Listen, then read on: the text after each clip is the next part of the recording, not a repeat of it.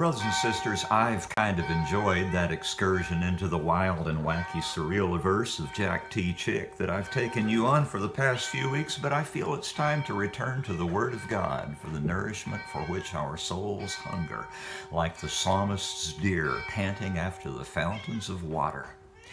I figure I've about got my grievances with creationist loons well and truly aired, so it's maybe time to move on to something really different. Let's take an appropriately respectful but nonetheless critical look at the book of Job, commonly reckoned to be the oldest book of the Bible and certainly one of the most disgusting stories I've ever read. In this book, a righteous man is tested to failure because of a dare. It was Satan who made that dare and God who accepted it. This dreadful tale is 42 chapters long, so it's going to take me a couple of months to plow through it.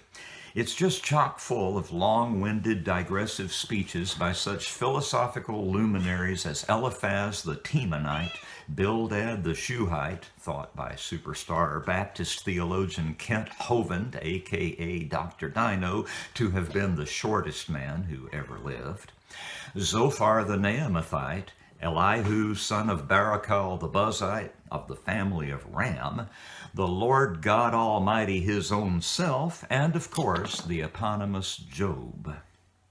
I'm going to read it in that venerable translation known as the Authorized King James Version, the gold standard among the most zealous of snake-handling soul winners, the translation that modeled for my sainted mother the Elizabethan-era turns of phrase that she used in her daily prayers.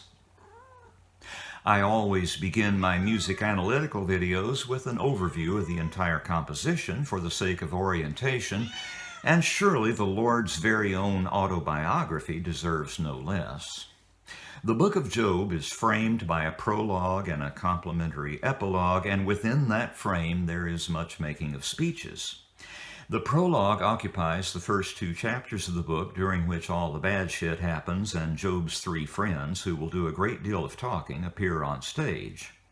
The first of the speeches is Job's lament, wherein he curses the day he was born. There follows a round of discourses by Eliphaz, Bildad, and Zophar, and Job's replies to each of them in turn. Next, a second round, increasingly acrimonious. Then part of a third round, with a new character, Elihu, entering the scene at a formally awkward moment and breaking the flow of the narrative so clumsily that many critics consider this part of the book to be a later emendation. The denouement is a confrontation between Job and the creator of a trillion galaxies, and the final chapter wraps it all up with an epilogue that leaves a really sour taste in my mouth. That's the big picture. Today I'll read the first 3 chapters, the prologue and Job's curses. There was a man in the land of Uz whose name was Job, and that man was perfect and upright, and one that feared God and eschewed evil. And there were born unto him 7 sons and 3 daughters. His substance also was 7,000 sheep and 3,000 camels and 500 yoke of oxen and 500 she-asses and a very great household, so that this man was the greatest of all the men of the East. And his sons went and feasted in their houses, every one his day, and sent and called for their 3 sisters to eat and to drink with them.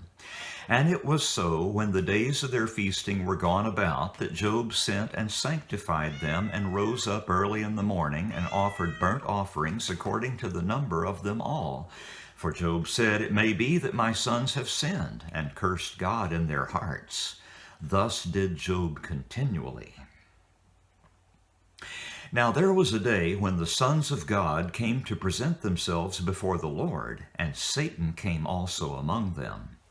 And the Lord said unto Satan, Whence comest thou? Then Satan answered the Lord and said, From going to and fro in the earth, and from walking up and down in it.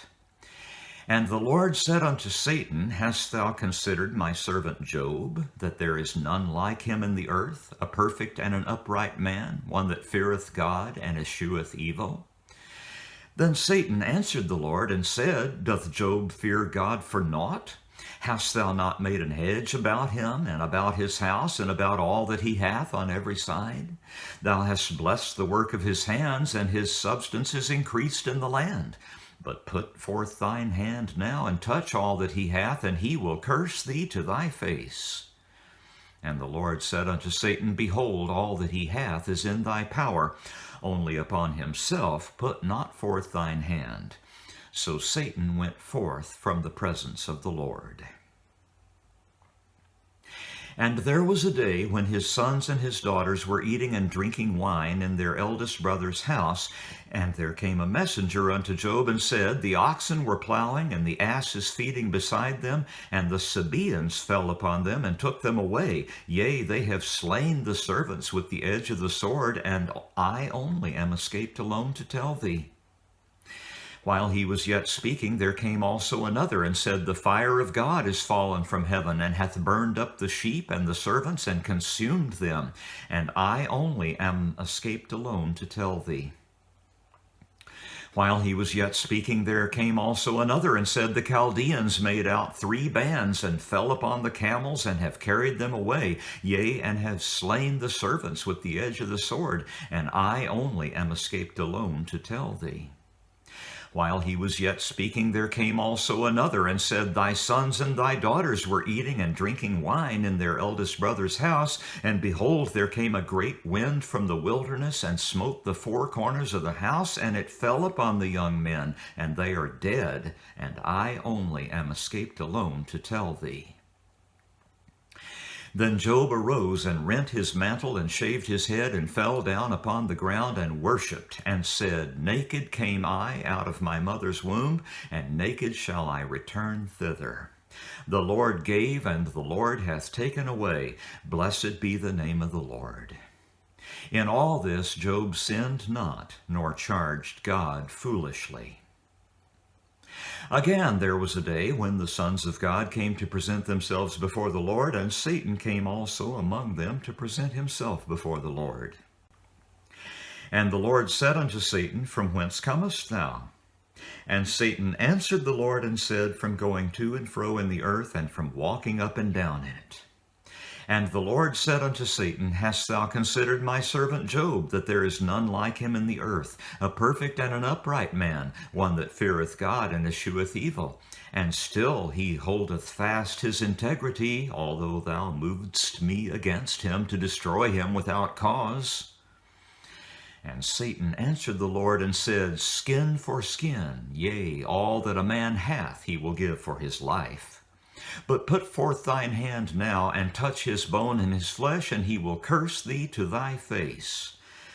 And the Lord said unto Satan, Behold, he is in thine hand, but save his life.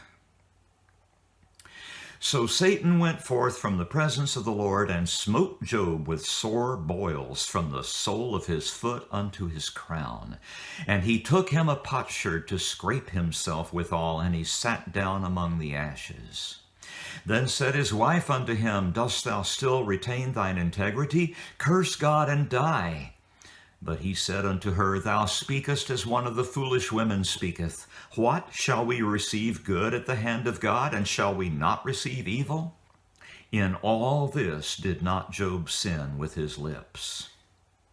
Now when Job's 3 friends heard of all this evil that was come upon him, they came every one from his own place, Eliphaz the Temanite, and Bildad the Shuhite, and Zophar the Naamathite, for they had made an appointment together to come and to mourn with him and to comfort him.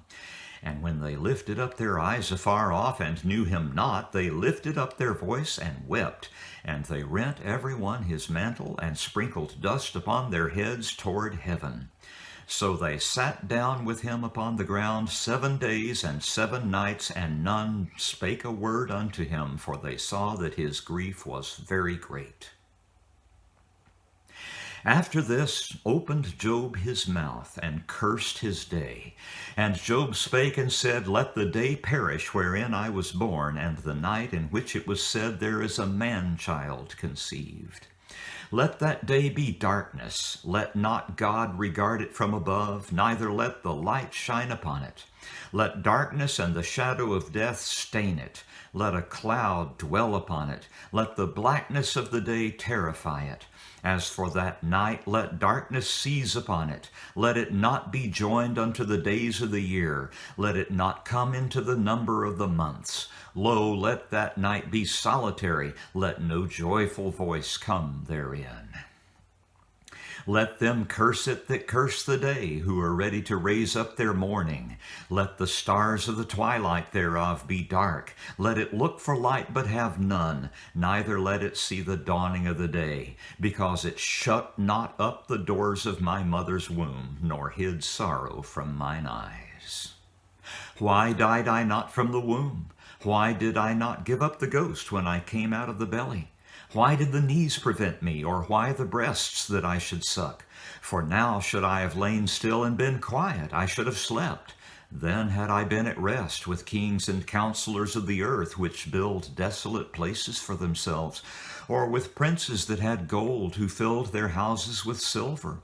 Or as a hidden, untimely birth I had not been, as infants which never saw light. There the wicked cease from troubling, and there the weary be at rest. There the prisoners rest together, they hear not the voice of the oppressor. The small and the great are there, and the servant is free from his master. Wherefore is light given to him that is in misery, and life unto the bitter in soul, which long for death, but it cometh not, and dig for it more than for hid treasures, which rejoice exceedingly and are glad when they can find the grave. Why is light given to a man whose way is hid, and whom God hath hedged in?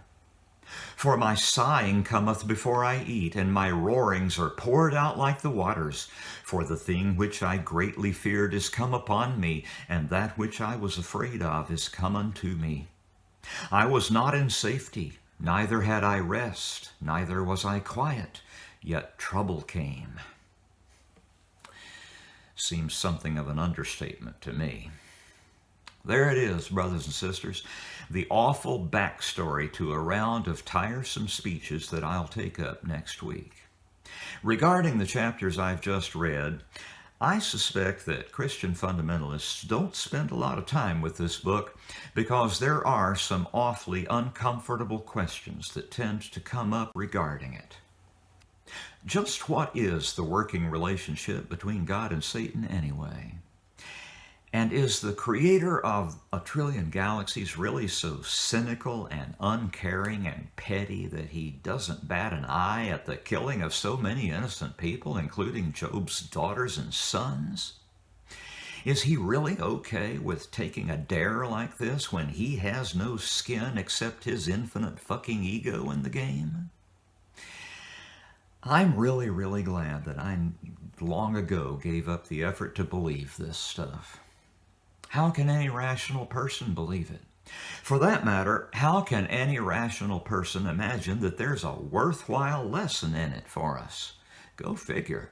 See you next week.